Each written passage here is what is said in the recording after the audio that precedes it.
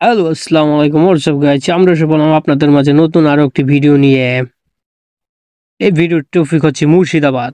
আপনারা যদি মুর্শিদাবাদ সম্পর্কে না জানেন তাহলে এই ভিডিওটি পুরোপুরি দেখবেন না টেনে, এবং ভিডিওটি যদি আপনাদের ভালো লাগে তবে লাইক, কমেন্ট, সাবস্ক্রাইব করতে ভুলবেন না।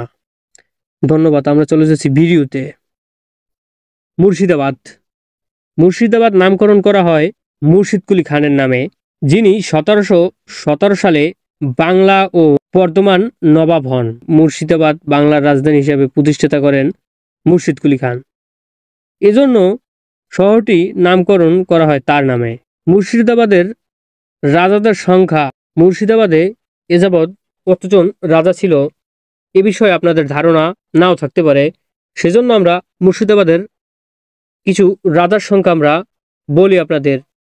নবাব মুর্শিদ কুলি খান 1717 সালে তিনি রাজত্ব পান এবং 1739 সালে তিনি রাজত্ব হারান। এর মধ্যে তিনি গুরুত্বপূর্ণ অবদান রাখেন মুর্শিদাবাদ প্রতিষ্ঠা ও প্রশাসনিক সংস্কারকরণে। নবাব জাফর আলী খান 1739 সালে তিনি রাজত্ব পান এবং 1740 সালে তিনি রাজত্ব হারান। এর মধ্যে তিনি সংস্কার করেন ছোটখাটো শাসন। নবাব সিরাজউদ্দৌলা 1756 সালে তিনি রাজত্ব পান এবং 1757 সালে তিনি রাজত্ব হারান। ব্রিটিশদের বিরুদ্ধে যুদ্ধ ঘোষণা করেন।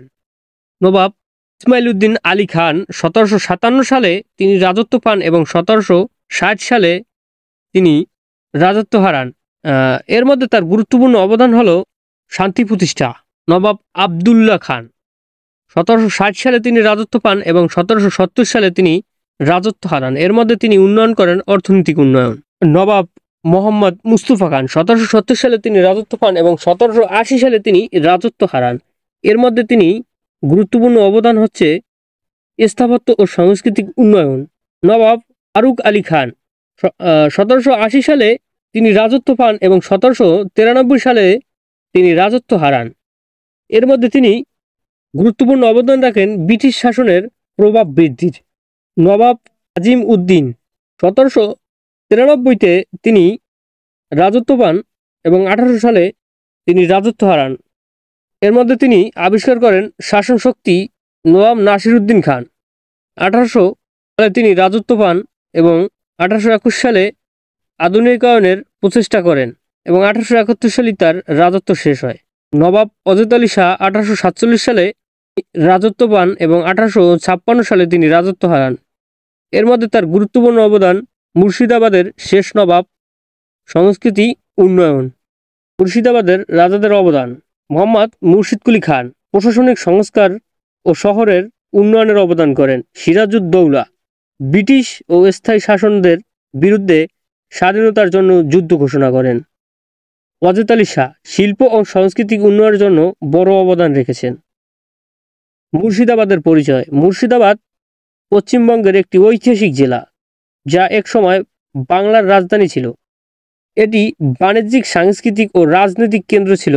শহরটি ঐতিহাসিক স্থাপত্য এবং ভ্রমণতাত্ত্বিক। মুর্শিদাবাদের বিখ্যাত স্থানগুলোর নাম বলা হলো আপনাদের মাঝে: মুর্শিদাবাদের দুর্গ, কাটওয়া কার্যালয়, কুতুব শাহের মসজিদ, নূপুর বাজার, হাজী মোহাম্মদ মোসল্লা বাজার। মুর্শিদাবাদে টোটাল 5টি প্রধান মসজিদ আছে। এর নির্মাতাদের নাম এবং মসজিদগুলোর নাম আপনাদের মাঝে উল্লেখ করা হলো। কুতুব শাহের মসজিদ কুতুব শাহের উদ্যোগে নির্মিত হয়। জাহাঙ্গীরনগর মসজিদ নবাব সিরাজউদ্দৌলার সময় নির্মিত হয়। হাজী মোহাম্মদের মসজিদ স্থায়ী মুসল্লিদের সমাজের উদ্যোগে নির্মিত হয়। বড় মসজিদ মুর্শিদাবাদ নবাব মুর্শিদ কুলি খাঁর সময় নির্মিত হয়। রামনাথ মসজিদ নবাব ওয়াজেদ আলী শাহের আমলে নির্মিত হয়। আমাদের ভিডিওটি যদি ভালো লাগে তাহলে আমাদের চ্যানেলটিকে সাবস্ক্রাইব করে অবশ্যই আমাদের পাশে থাকবেন, এবং আপনার যদি নতুন কিছু জানার থাকে তাহলে কমেন্ট বক্সে বলবেন। আমরা ওই বিষয়ে আপনাদের জন্য নতুন ভিডিও নিয়ে আসবো। ধন্যবাদ।